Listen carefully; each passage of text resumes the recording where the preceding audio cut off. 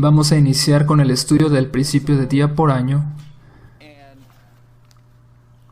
La razón por la que le pusimos este título es porque cada vez que un adventista le va a enseñar a un no adventista este principio, se utilizan los versículos que se encuentran en Números y Ezequiel como punto de referencia para hacer la explicación. Y eso está bien, pero como adventistas casi nunca analizamos las dos situaciones de estas historias y lo que implican a profundidad. El principio de día por año que se marca en la palabra de Dios nos recuerdan que pasarían 40 años en el desierto, un año por cada día en que habían estado espiando la tierra. Y a Ezequiel se le pidió que durmiera sobre su lado izquierdo o derecho. Esas son las dos expresiones que encontramos. Así que cuando los analizamos cuidadosamente, una de las historias donde encontramos las referencias del principio de día por año en la Biblia sucedió al inicio del antiguo Israel.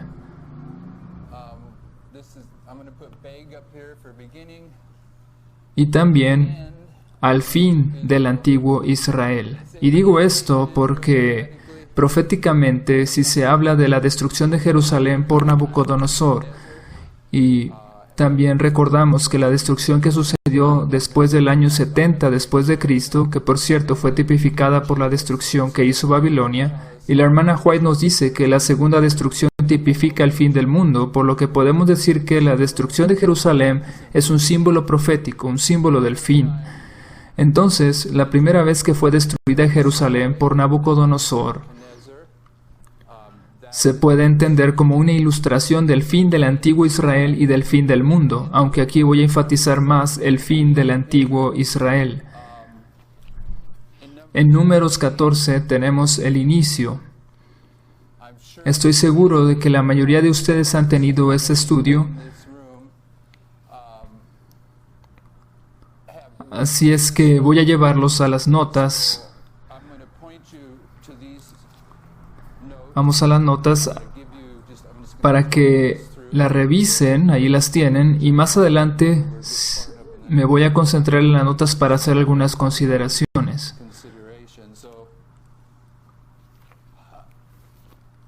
Aquí vamos a Hebreos 3. Hebreos 3, vamos a leerlo de hecho.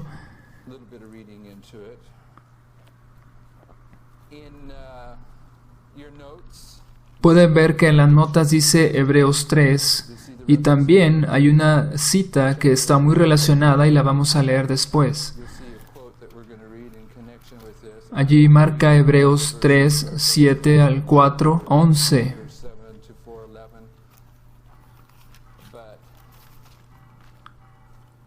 Hebreos 3.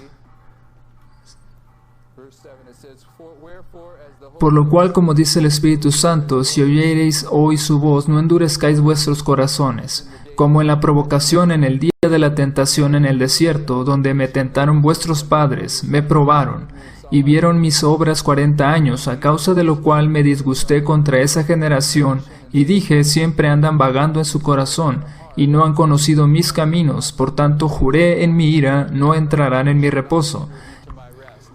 Este es un testimonio que contribuye a este estudio y generalmente lo deberíamos leer hasta el capítulo 4, versículo 11, pero lo que quiero que vean es que en esta rebelión donde encontramos el principio de día por año, el de Números 14, la rebelión se trataba de que rechazaron entrar en el reposo, y como adventistas, cuando estamos enseñando la verdad del sábado a alguien que no es de la iglesia, utilizamos este pasaje para decir que el sábado sigue vigente hasta el fin del mundo.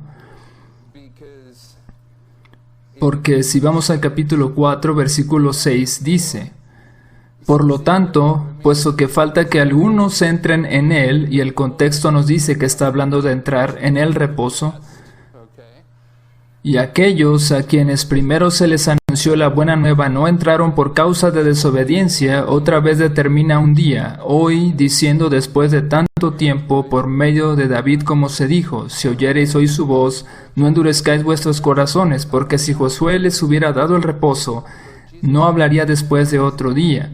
Por tanto, queda un reposo para el pueblo de Dios. Este pasaje se usa para explicarle a los no adventistas que el sábado continúa vigente hasta el fin del mundo. Pero en la siguiente cita de Elena de White, que se encuentra en el Comentario Bíblico Adventista, tomo 7, primero ella cita Hebreos 4, 9 al 11, y luego dice, el reposo del que se habla aquí es el reposo de gracia. Entonces, lo que rechazaron aquí fue el reposo de gracia. No tanto el sábado o séptimo día de la semana, aunque se refiere a las dos cosas. Podemos decir que el reposo que estaban rechazando fue el poder del Espíritu Santo que se les había dado para que pudieran discernir la dirección que les daba hacia la tierra prometida y que les permitiría entender que Él mismo daría el poder del Espíritu Santo.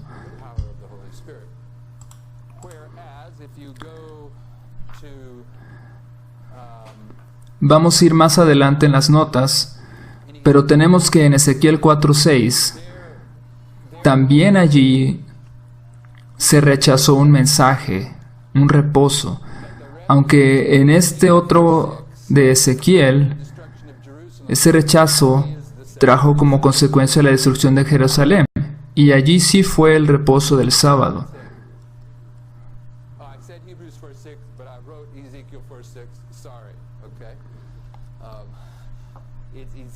Ezequiel 4:6. Vamos a leer el versículo en Ezequiel.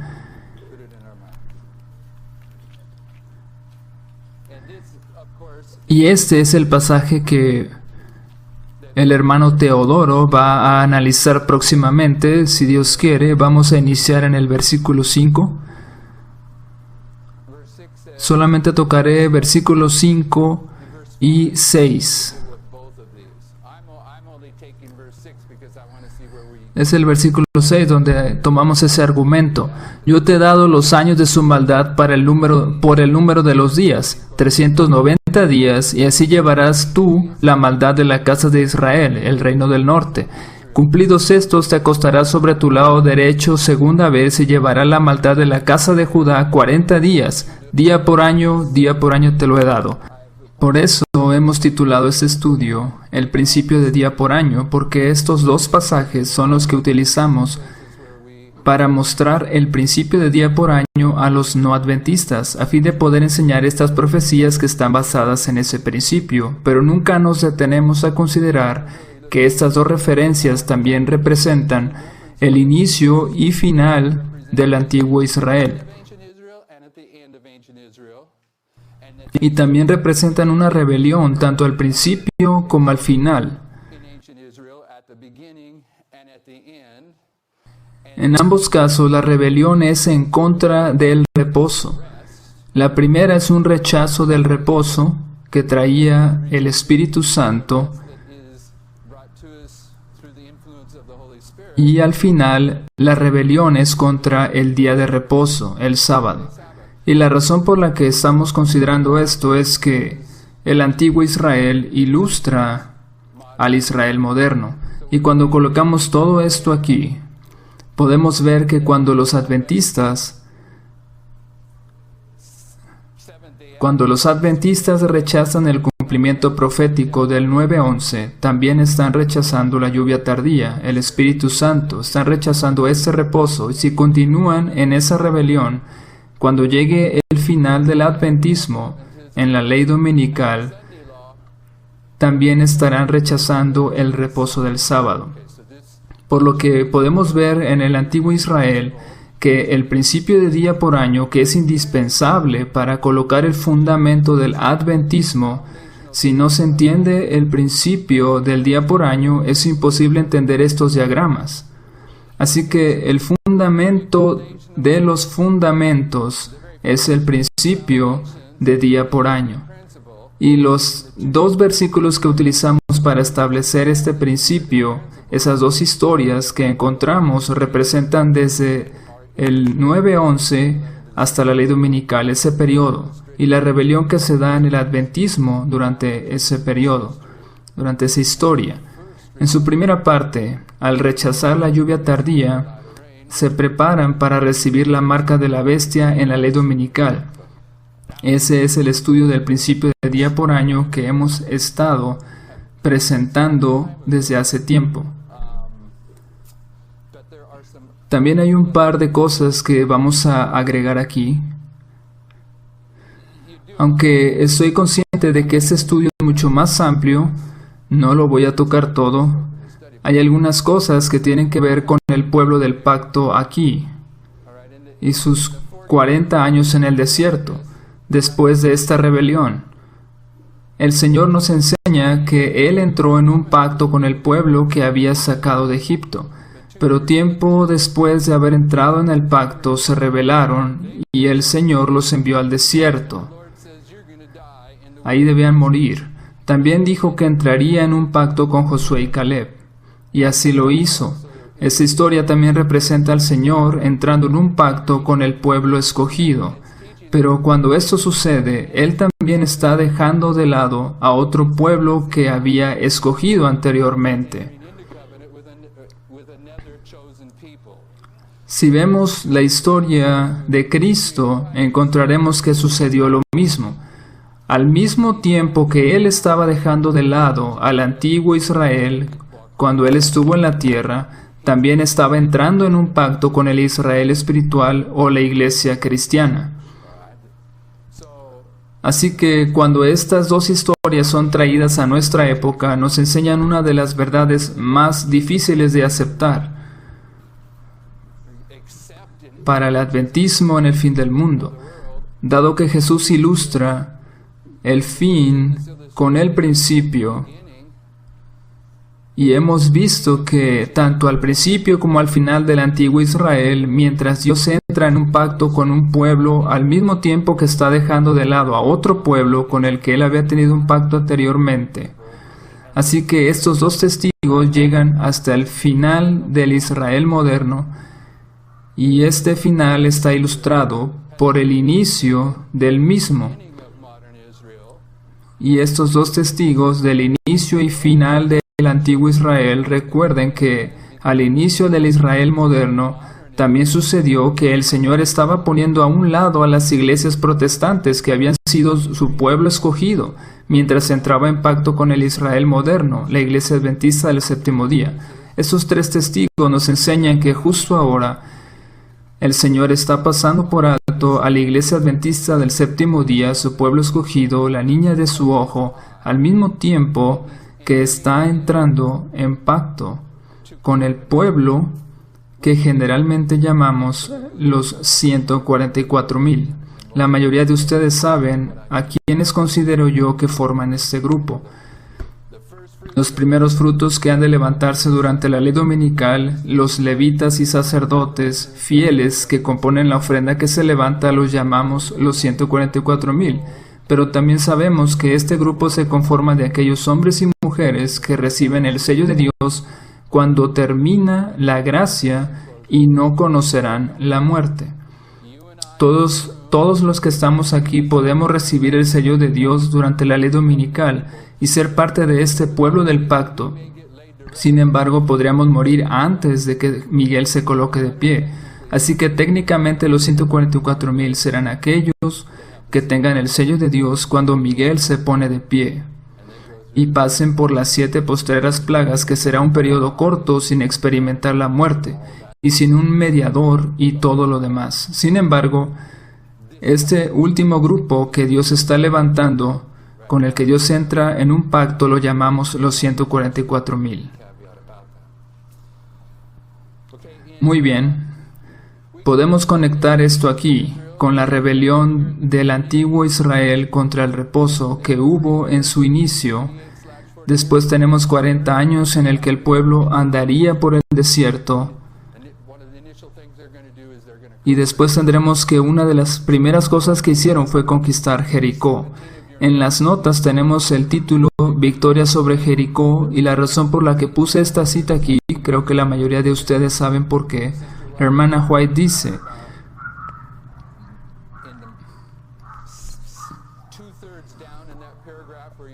lo pueden encontrar en las notas, es la parte que está en letra negrita. La victoria acompañará el mensaje del tercer ángel. Así como el capitán de la hueste del Señor derribó los muros de Jericó, el pueblo que guarda los mandamientos del Señor triunfará, y todos los elementos opositores serán derrotados. Vemos aquí Jericó, al final de los 40 años, simbolizando la ley dominical, al inicio del Israel en el desierto, cuando se rebelaron contra el reposo de la gracia, y allí tenemos un símbolo de este periodo en el desierto, que es el maná. El maná es un símbolo de este periodo. Y si no estamos familiarizados con ese concepto, lo tenemos en las notas. Dios les dio el maná desde el inicio, cuando entraron al desierto, y llegó hasta el momento en que estaban listos para entrar en la tierra prometida. Allí terminó. De manera que cuando la hermana White habla del maná, lo compara con una prueba triple. Se presenta como una prueba durante todo este periodo en el desierto que tipificó los mensajes de los tres ángeles en nuestra historia. Desde el 9:11 hasta la ley dominical a un nivel general, no me refiero a los fractales. También tenemos 1, 2, 3. Ese es el maná, y es un símbolo de la prueba que se da a través de todo este proceso, y que se refiere especialmente a qué es lo que vamos a comer. Eso al inicio del antiguo Israel, pero cuando avanzamos al tiempo de Jesús, el símbolo de ese proceso de prueba en ese tiempo es alimentarse del pan que descendió del cielo, de la carne y sangre de Jesucristo. Y en la historia milerita, el símbolo de ese proceso de prueba fue el librito del ángel de Daniel 10, que tuvo un cumplimiento completo en el 10 de agosto de 1840. Entonces, tenemos tres testigos que nos hacen ver que durante nuestro tiempo el símbolo de nuestro proceso de prueba también tiene que ver con lo que vamos a comer. No me refiero al librito del ángel de Apocalipsis 10, sino al ángel de Apocalipsis 18, aunque allí no se menciona claramente algún libro que tenga en su mano, pero dado que ustedes y yo somos mileritas estudiando línea sobre línea, podemos entender esto al compararlo con otras historias cuando un símbolo es tipificado. Cuando desciende un ángel debe traer algo consigo para que el pueblo debe comer, y es un mensaje. Y hemos llegado a entender que lo que él traía en su mano para el proceso de prueba de este tiempo es el maná escondido. Y en el estudio del maná escondido lo he mencionado un par de ocasiones, que nos dice que hay un par de premisas, un par de cosas que si uno las toma, son cosas equivocadas. Uno ya no va a poder ver la verdad. Y estoy hablando de este mensaje en particular. Por ejemplo, si uno entiende equivocadamente el continuo, jamás podrá entender los periodos proféticos de estas profecías, de Daniel 11, 40 al 45, y muchas otras cosas no se pueden entender. Al tener un concepto equivocado del continuo, muchas de las grandes verdades se ocultan y no se pueden entender. Lo mismo con los 2520. Si rechazas el entendimiento que tenían los mileritas de esta profecía, caes en una ceguera que es tan grande que no puedo describirla, porque hay muchas áreas de la verdad que serán imposibles de entender por no aceptar esa profecía. Y no se puede uno conformar con tener el entendimiento al que llegaron los mileritas de los 2520 solamente, sino que también se tiene que avanzar al conocimiento que se ha ido revelando en la actualidad. Entonces estamos repasando este estudio del principio de día por año para ilustrar la rebelión que se produce durante este periodo desde el 9-11 hasta la ley dominical dentro del adventismo.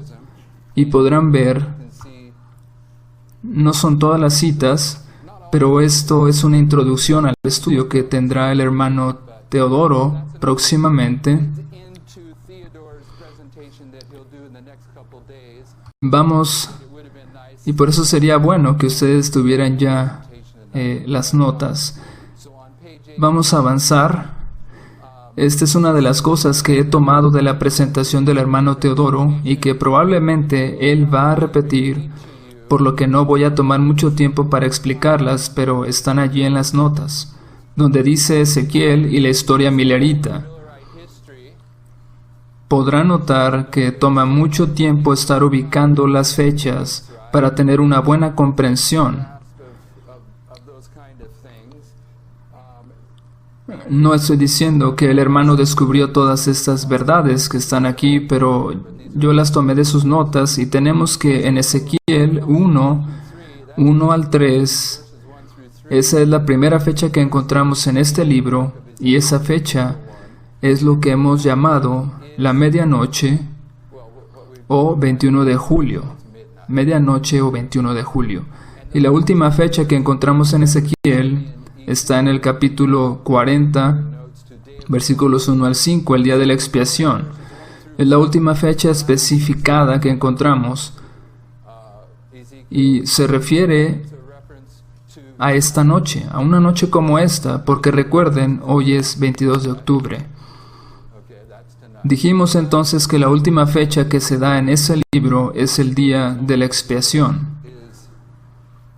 La primera es la medianoche, luego tenemos el clamor de medianoche en Ezequiel 26, 1 al 2, y también hay una referencia al 19 de abril o primer chasco en Ezequiel 29, 17 al 21.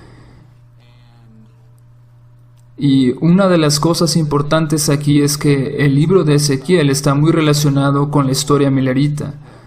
Tiene muchas conexiones con esa historia. Está diseñado para eso. Diseñado sobre la historia milerita.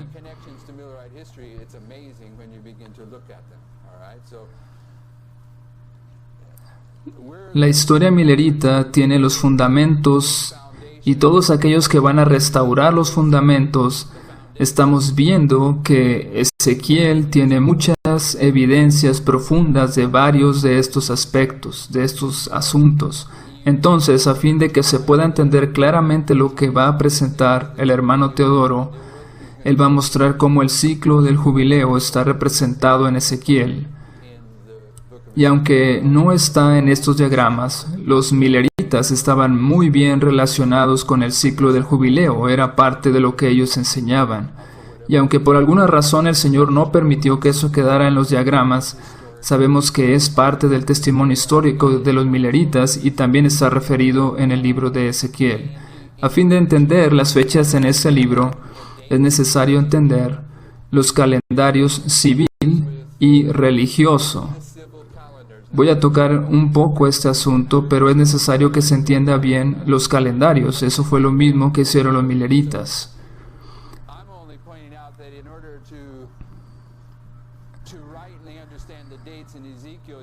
Los mileritas, cuando Samuel Snow tuvo que reunir la información para el clamor de medianoche, tuvo que escoger entre el conteo rabínico o el caraíta y poner todo eso en el calendario gregoriano. Y es el mismo proceso que se tiene que hacer con el libro de Ezequiel. Es el mismo proceso, la misma dinámica, porque este libro nos enseña mucho de la historia milerita.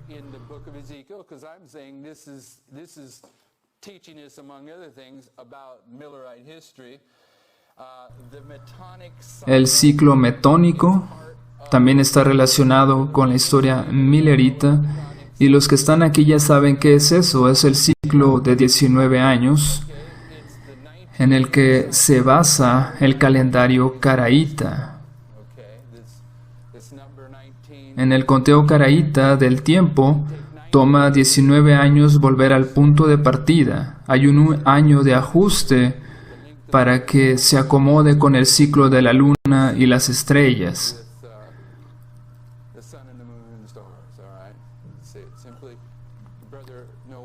Quizá el hermano Noel va a tratar este punto también. Y mi punto es que todos estos asuntos que contribuyeron al mensaje del clamor de medianoche, si realmente queremos profundizar en el libro de Ezequiel, tendremos que entender todos estos puntos.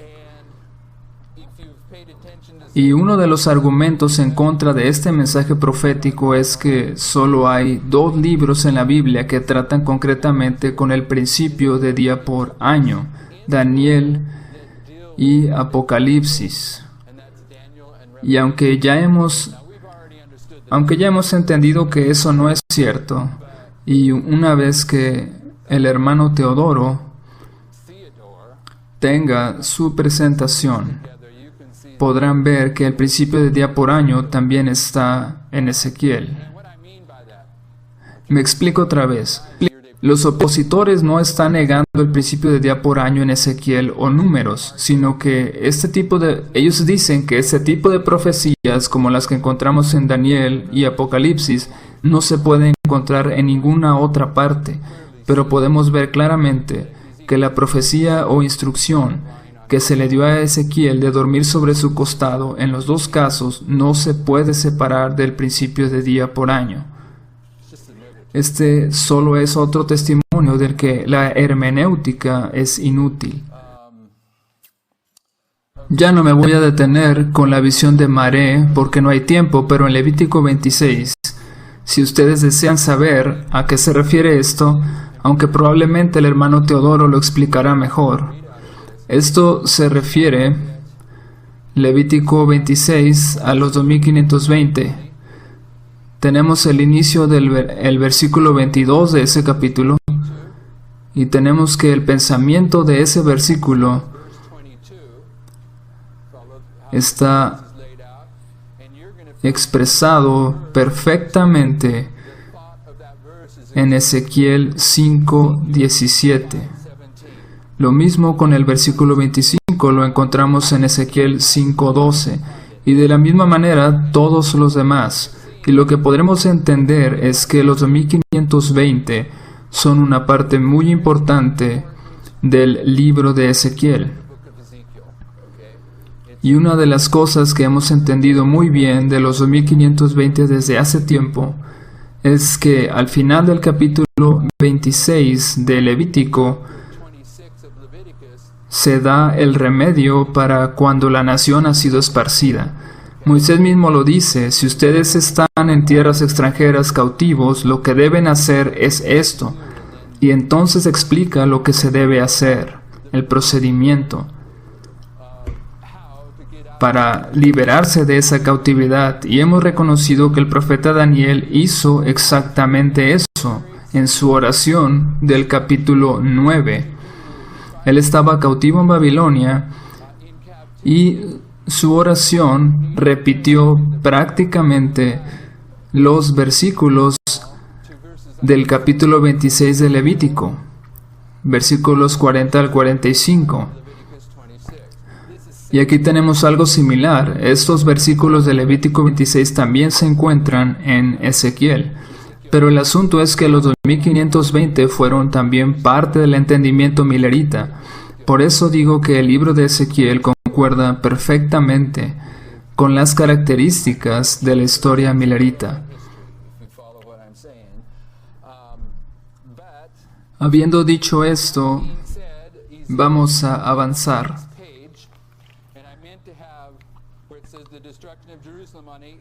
Está explicando algo de las notas que quedaron mal acomodadas.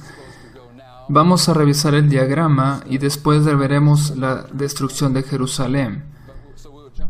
Vamos al diagrama. Y esto también lo va a explicar el hermano Teodoro próximamente.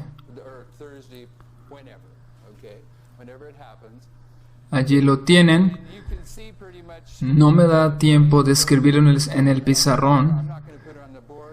De cualquier forma, lo verán en detalle más adelante.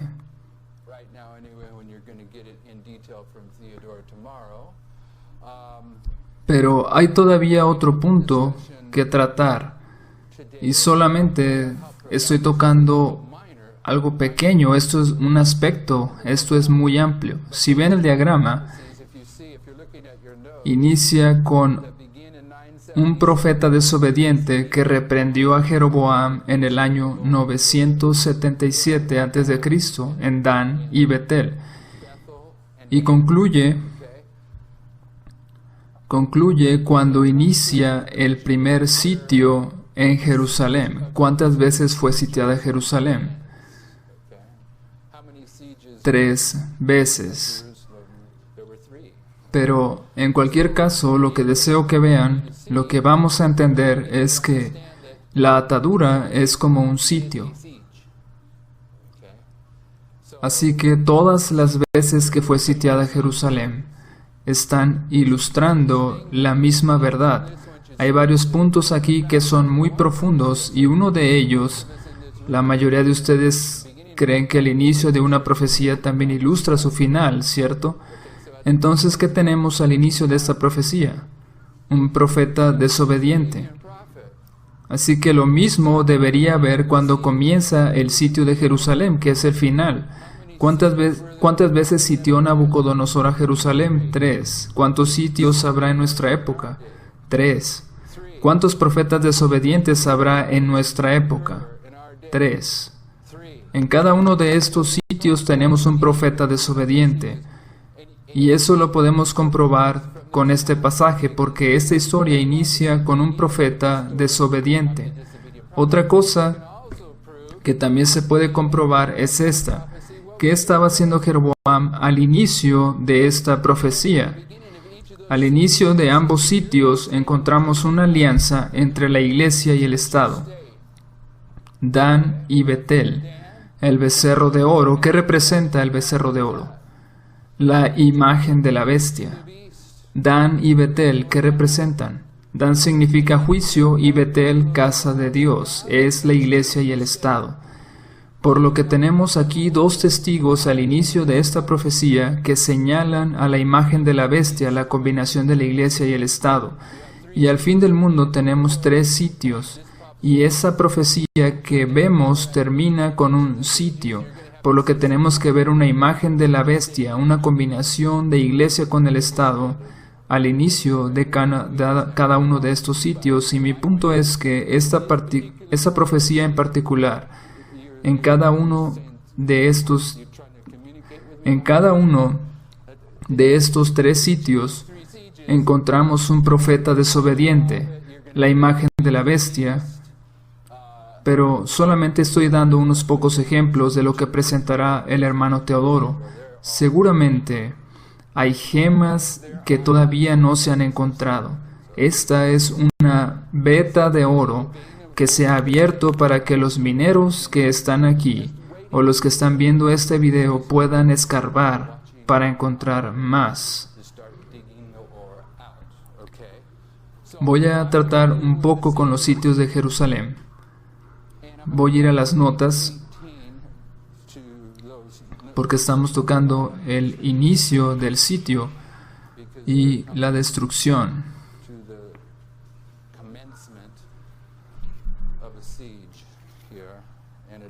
La destrucción de Jerusalén se menciona en varios lugares. Aquí estoy marcando Levítico 26, 34 al 44, Deuteronomio 28, Segunda de Crónicas 36, Daniel capítulo 8 y 9, Mateo 24.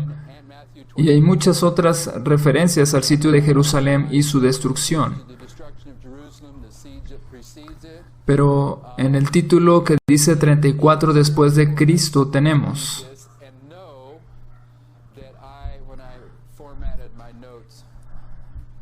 aquí está hablando de un error en las notas, el acomodo de las notas, pero de las notas originales en inglés.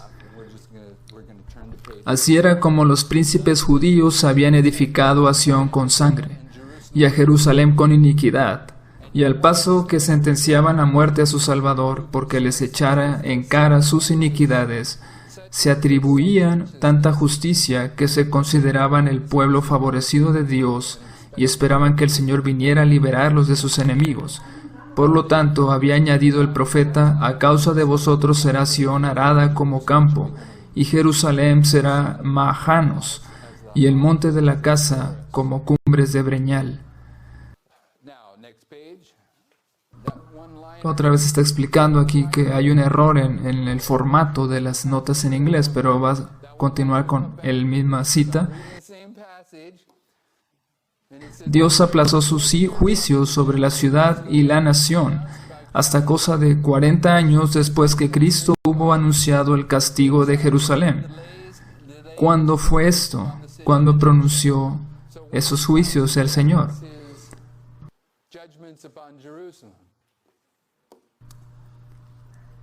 Sí, está en Mateo 24. ¿Y en qué año sucedió? No fue en el año 34 después de Cristo, sino el año 31.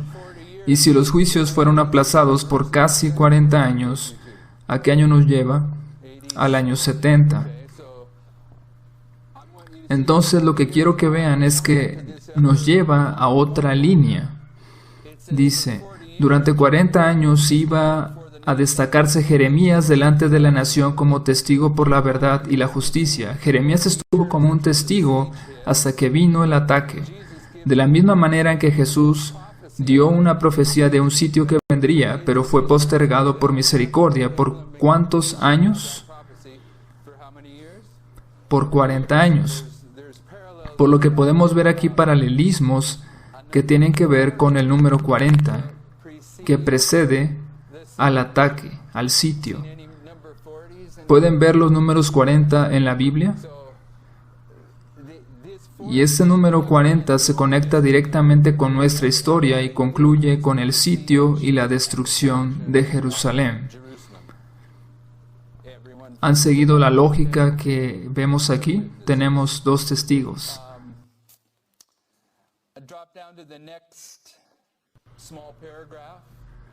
Todas las predicciones de Cristo acerca de la destrucción de Jerusalén se cumplieron al pie de la letra. Los judíos palparon la verdad. Mis hermanos, hay algo que surge a menudo, de hecho hoy sucedió. Estuvimos platicando de este profeta, aunque quizá no lo podamos llamar profeta, pero sucedió que por 7 años antes de la destrucción de Jerusalén, anduvo alrededor de la ciudad diciendo: ay, ay, voz del oriente, voz del occidente, voz de los 4 vientos. Y son varias amenazas, no lo recuerdo bien, pero hay una distinción entre las voces y los contra que dice. Primero menciona varias voces y luego cambia a amenazas contra Jerusalén y sus habitantes.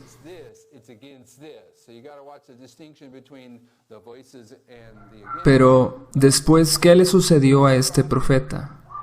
Murió allí mismo, y después de hablar de él, la hermana White comienza el siguiente párrafo diciendo, de hecho creo que está en las notas: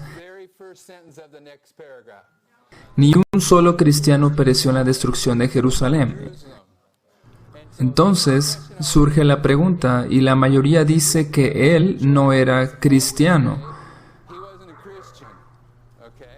lo cual es correcto probablemente, pero hay otro argumento que dice que si no lo era, ¿cómo pudo dar un mensaje así? De cualquier forma, la respuesta que yo puedo dar es que él aparece justo en el sitio y es un profeta, pero no un cristiano. Entonces, ¿qué es? Un profeta desobediente. Tenemos que en los sitios hay un profeta desobediente marcado. Creo que lo hemos entendido. En las notas veremos lo que dice de este profeta desobediente.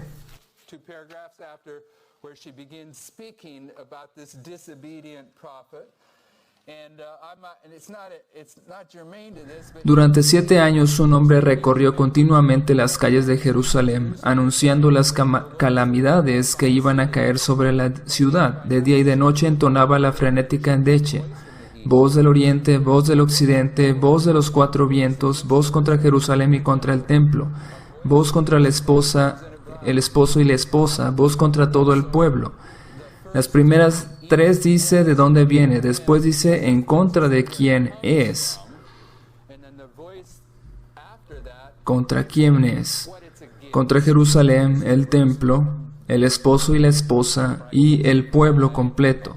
No sabemos exactamente qué significa, pero hay una distinción a propósito. Este extraño personaje fue encarcelado y azotado sin que exhalase una queja. A los insultos que le dirigían y a las burlas que le hacían, no contestaba sino con estas palabras: «Ay de Jerusalén, ay de sus moradores», y sus tristes presagios no dejaron de oírse hasta que encontró la muerte en el sitio que él había predicho. Entiendo que hay una gran cantidad de simbolismo profético aquí, pero no me voy a meter a profundizar ahora. Y la cita continúa diciendo: «Ni un solo cristiano pereció en la destrucción de Jerusalén. Él murió allí y pareciera que fue un profeta desobediente». Todo esto es parte de lo que podrán ver en la presentación del hermano Teodoro, y vamos a continuar con esta cita porque deseamos ver los sitios. Cristo había prevenido a sus discípulos y todos los que creyeron sus palabras esperaron atentamente las señales prometidas. «Cuando viereis a Jerusalén cercada de ejércitos», había dicho Jesús, «sabed entonces que destrucción ha llegado. Entonces los que estuvieren en Judea huyan a los montes, y los que en medio de ella váyanse». Después que los soldados romanos, al mando del general Cestio Galo, hubieron rodeado la ciudad, abandonaron de pronto el sitio de una manera inesperada, y eso cuando todo parecía favorecer un asalto inmediato. Perdida ya la esperanza de poder resistir el ataque, los sitiados estaban a punto de rendirse cuando el general romano retiró sus fuerzas sin motivo aparente. Empero la previsora misericordia de Dios había dispuesto los acontecimientos para bien de los suyos. Ya estaba dada la señal a los cristianos que aguardaban. Lo que estamos tratando de señalar aquí es que cuando comienza ese sitio hay una señal, y entendemos que esos 3 sitios al fin del mundo son sitios proféticos. Cuando inicia el primero a la medianoche, el segundo en el clamor de medianoche y el tercero en la ley dominical.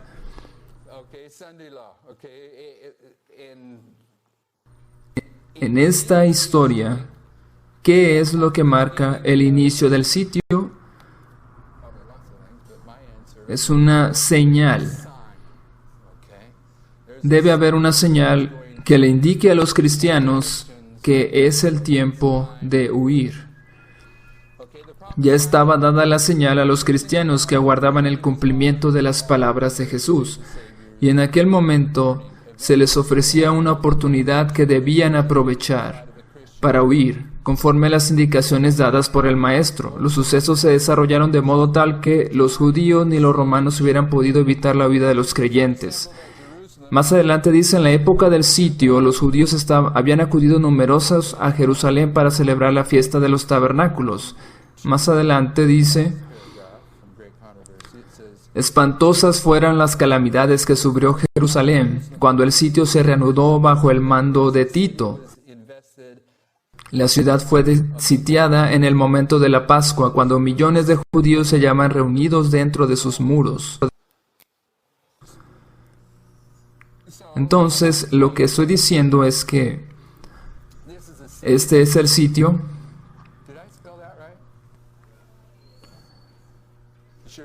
Entonces, y aquí tenemos una señal.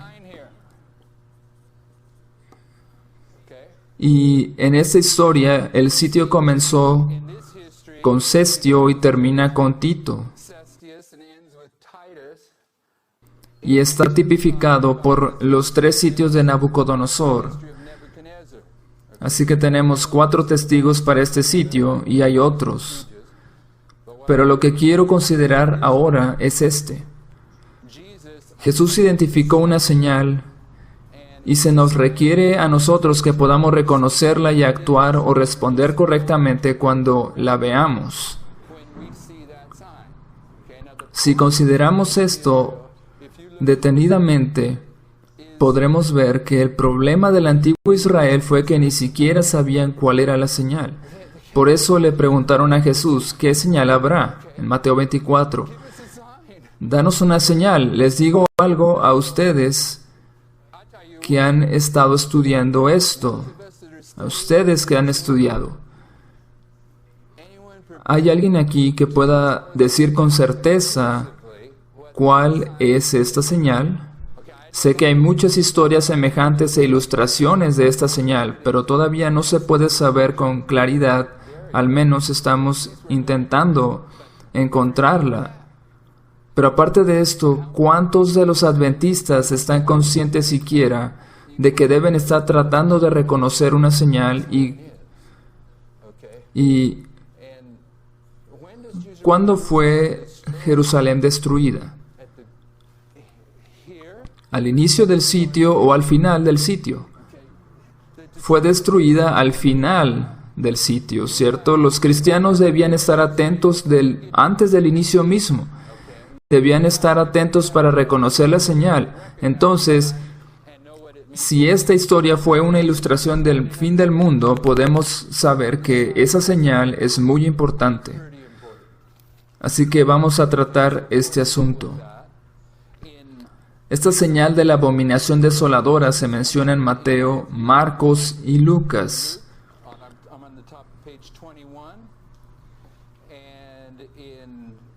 Mateo dice que se colocaría en el lugar santo, en Marcos dice que está donde no debe, y en Lucas dice rodeada de ejércitos. Cuando vieran a Jerusalén rodeada de ejércitos, entonces hay ciertas características que nos dicen, esta es la señal y no solamente es una. Y la única manera en que se puede entender esta señal plenamente es a través de la lógica millerita de línea sobre línea. Cuando colocamos todas las historias de los sitios juntas.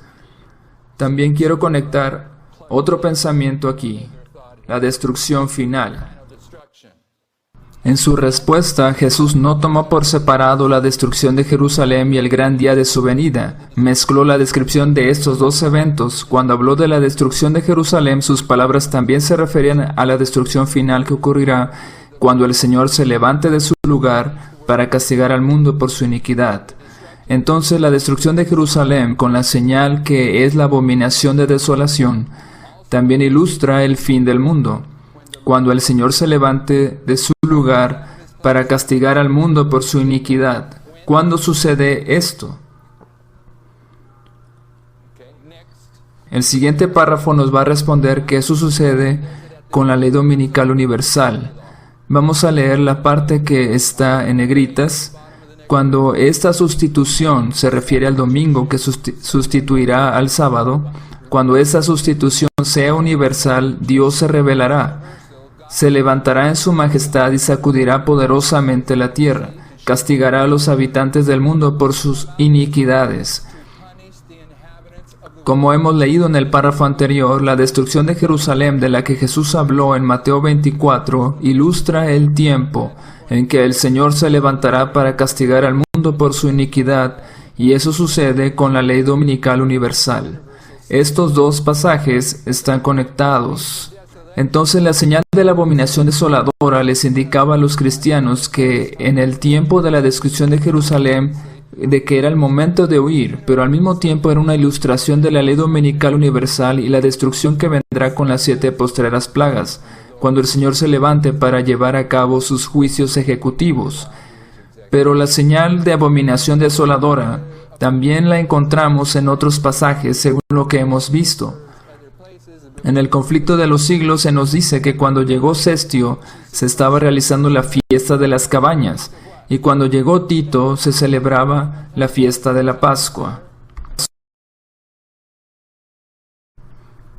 Fue durante la fiesta de las cabañas, en el año 66 después de Cristo, que Cestio Galo vino a asaltar Jerusalén. Las fechas son tan precisas que podemos con exactitud asignar varias de las conversiones a los días que le corresponden propiamente en el calendario juliano. Fue en el año 70, en la Pascua, 13 de abril, cuando multitudes de judíos de todas las partes del mundo estaban reunidos dentro de Jerusalén para la fiesta, y precisamente 3,5 años judíos desde la fiesta de los tabernáculos, durante la cual había llegado Cestio, ahora Tito y los ejércitos romanos se apostaban frente a Jerusalén.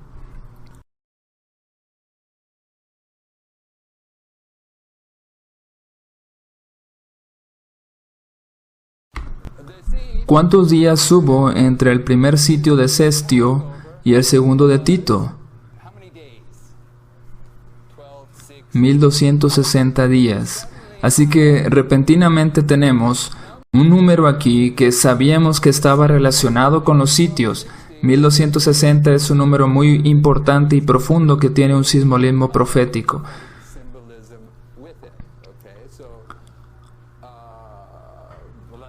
Anoche mismo yo estaba mostrando cómo un 1260 entre el 9:11 y el clamor de medianoche y otros 1260 del clamor de medianoche a la ley dominical. Y una hermana se me acercó y me dijo, había escuchado ese estudio antes, pero yo pensaba que había un periodo de 1260 entre la medianoche y el clamor de medianoche.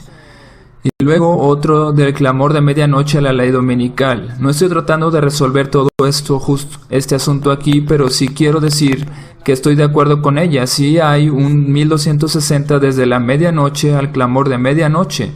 Ese es un sitio, pero también hay otros 1260 desde el 9:11 al periodo de la medianoche también. Porque todos estos desiertos que vemos en Apocalipsis 12, 6 y 14 nos dicen que representan los 1260 días, y encontramos que al final de cada uno de ellos hay una atadura también. Entonces, si consideramos los 1260 desde el 9:11 hasta el clamor de medianoche, encontraremos que el periodo de la atadura en este caso es desde la medianoche al clamor de medianoche.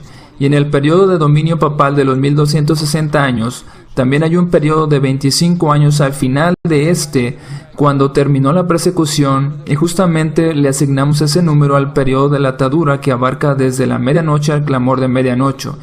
Es un símbolo de aquellos 25 años. Estos 1260 es algo muy profundo, pero de los tabernáculos a la Pascua nos permite colocar el simbolismo de los 1260 en este tema de los sitios.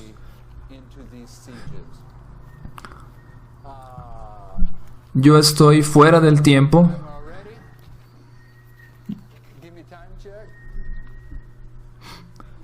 Todavía tenemos 7 minutos. Vamos a avanzar en las notas. Leo del conflicto de los siglos, página 25, habla de la señal. Dice,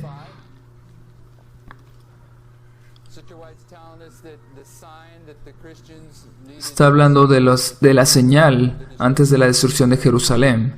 Cuando los estandartes idolátricos de los romanos fuesen clavados en el suelo sagrado, más adelante dice, tanto en tierra de Judea como en la propia ciudad de Jerusalén, la señal de la fuga debía ser aprovechada en el acto. La señal de la fuga debía ser aprovechada en el acto. Aquí vemos que se requiere una respuesta correcta a esta señal. Y es una respuesta que no debe tardar varios días, sino que debe ser obedecida inmediatamente. ¿Cuál es la respuesta? Acepto eso, pero realmente no lo sabemos. No es huir a las montañas. Huir a las montañas será hasta que termine la gracia, y los ángeles nos guiarán para huir. Lo que estoy diciendo es que en esta historia, los cristianos sabemos que hubo una señal para huir y que debía ser obedecida. Y todo esto tipifica lo que tú y yo debemos hacer cuando veamos la señal que marca la medianoche. Y por lo general tiene que ver con huir. Y seguramente a medida que avancemos podremos ver que la huida es un tipo de lo que vendrá.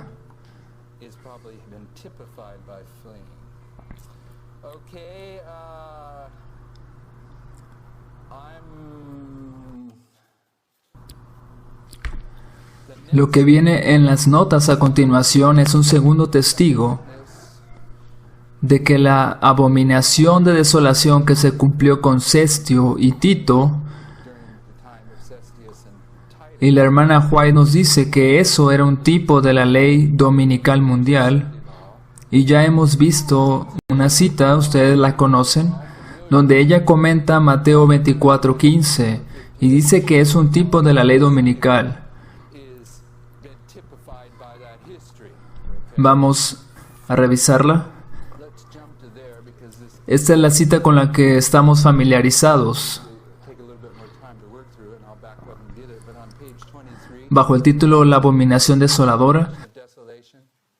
No está lejano el tiempo en que, como los primeros discípulos, seremos obligados a buscar refugio en lugares desolados y solitarios. Así como el sitio de Jerusalén por los ejércitos romanos fue la señal para que huyesen los cristianos de Judea, así la asunción al poder por parte de nuestra nación, los Estados Unidos, con el decreto que imponga el día de descanso papal, será para nosotros una amonestación. Entonces será tiempo de abandonar las grandes ciudades y prepararnos para abandonar las menores en busca de hogares retraídos en lugares apartados, entre las montañas. Entonces, esta señal no solamente marcará la ley dominical universal, sino también la ley dominical que se dará en Estados Unidos. Por lo que tenemos que la abominación de desolación marca la huida de los cristianos en el año 70, la ley dominical en Estados Unidos y la ley dominical universal. Pero también estoy afirmando que representa la historia que nos lleva al año 538. Vamos a ver en las notas la evidencia de por qué entenderlo así. Bajo el título que dice, como fue dicho por Daniel el profeta, las palabras de Pablo no debían ser mal entendidas. No estaban destinadas a enseñar que él, por revelación especial, había anunciado a los tesalonicenses la inmediata venida de Cristo. Esa idea hubiera provocado confusión de fe, porque el desengaño conduce a menudo a la incredulidad. El apóstol, por lo tanto, previno a los hermanos que no recibiesen tal mensaje como si viniera de él, y procedió a recalcar el hecho de que el poder papal, tan claramente descrito por el profeta Daniel, estaba todavía por levantarse y que guerrearía contra el pueblo de Dios. Hasta que ese poder no realizara su obra mortal y blasfema, sería inútil para la iglesia esperar la venida de su Señor. ¿No os acordáis?, preguntó Pablo, que cuando estaba todavía con vosotros os decía esto. Hechos de los Apóstoles, página 215.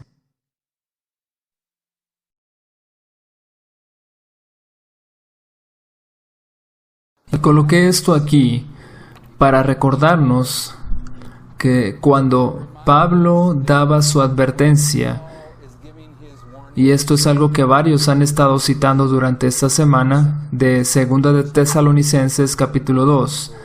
También tenemos que aquellos que no reciban el amor de la verdad recibirán el poder engañoso, ahí lo dice en ese pasaje.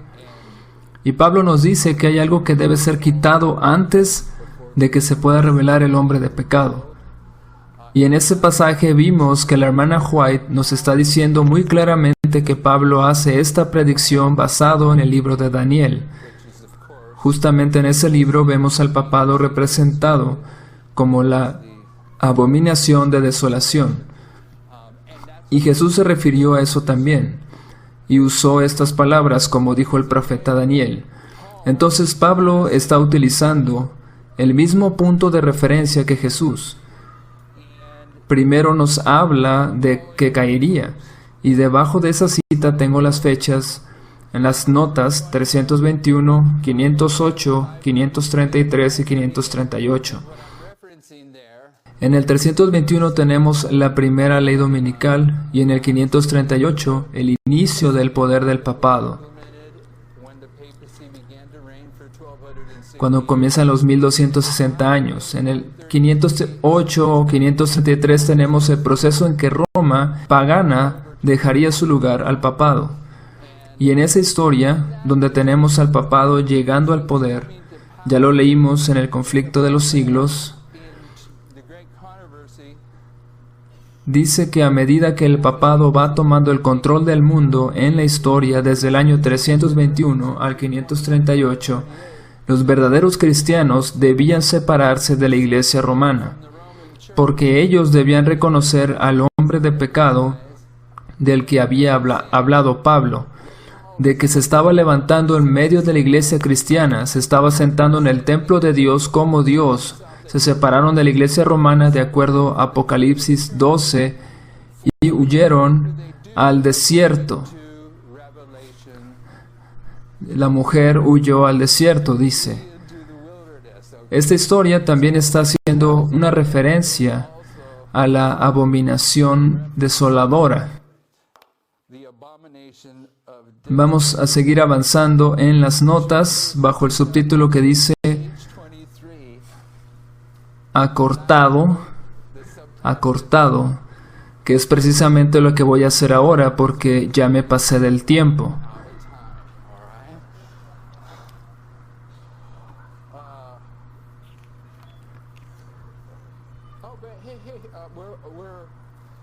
Bien, antes de eso, voy a decir algo. La conexión que hay con el tema del hermano Teodoro, que habla de las profecías de tiempo que llevan a los 3 sitios en el tiempo de Nabucodonosor. El tiempo de Nabucodonosor, y me refiero a los sitios. También llegamos al tiempo de los sitios de Cestio y de Tito, y también el sitio de Constantinopla por los musulmanes. Ellos sitiaron Constantinopla y todos estos son sitios proféticos. Y cuando los analizamos y los colocamos línea sobre línea, cuando revisamos sus características, tenemos que, lo dijimos anoche, primero hay una señal y se tiene que responder a esa señal correctamente. Y luego los 1260 que están aquí, que representan esta historia y que si los proyectamos al fin del mundo encontramos que hay 3 de ellos que vendrán pronto, muy pronto. Voy a hablar un poco también de los sitios. Si no están muy familiarizados con ese tema, en las notas encontrarán información de los sitios de Nabucodonosor. Hay una cita del libro Profetas y Reyes, y allí asocia cada uno de los sitios con los últimos reyes, Joacim, Joaquín y Sedequías. Joacim, Joaquín y Sedequías. Después tenemos otra cita donde habla de cómo Jeremías predijo estos sitios unos 40 años antes de que ocurrieran. Y en la siguiente cita nos indica cómo estos sitios representan los mensajes de los 3 ángeles. También encontrarán allí información del sitio de Constantinopla, que por cierto, ¿cuántos días duró? 40 días. Lo demás ya lo cubrimos bien. Oremos.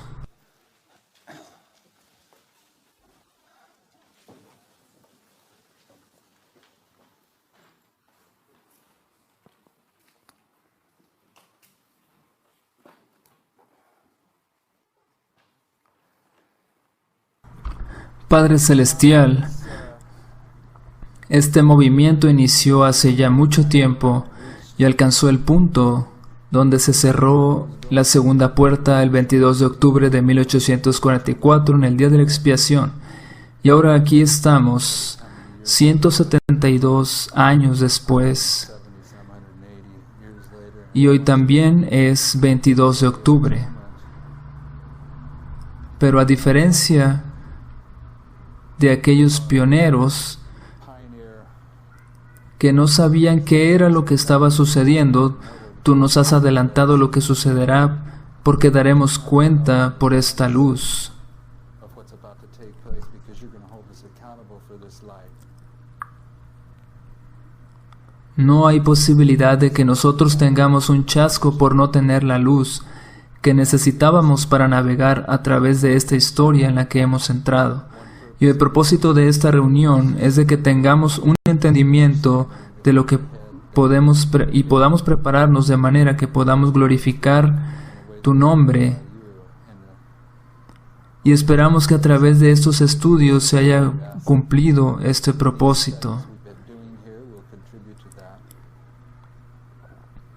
También el propósito de esas reuniones es darnos convicción de que el tiempo que tenemos para prepararnos está pasando muy rápido, como un reloj de arena. La historia que está aconteciendo a nuestro alrededor nos dice a gritos que vamos por el camino correcto. Y también lo que nos estás enseñando a través de las escrituras concuerda con lo que acontece en el mundo. Necesitamos el poder del Espíritu Santo para que podamos ver aquellas áreas en nuestra experiencia personal que no nos permiten estar entre aquellos que serán sellados a la medianoche. Necesitamos la presencia del Espíritu Santo para que nos dé el discernimiento para entender a quién y cómo hemos de llevar este mensaje a nuestros hermanos y hermanas que están a punto de perderse para la eternidad. Muchos tendrán preguntas de qué deben hacer con sus propiedades, dónde deberían vivir. A todos ellos los ponemos en tus manos y te rogamos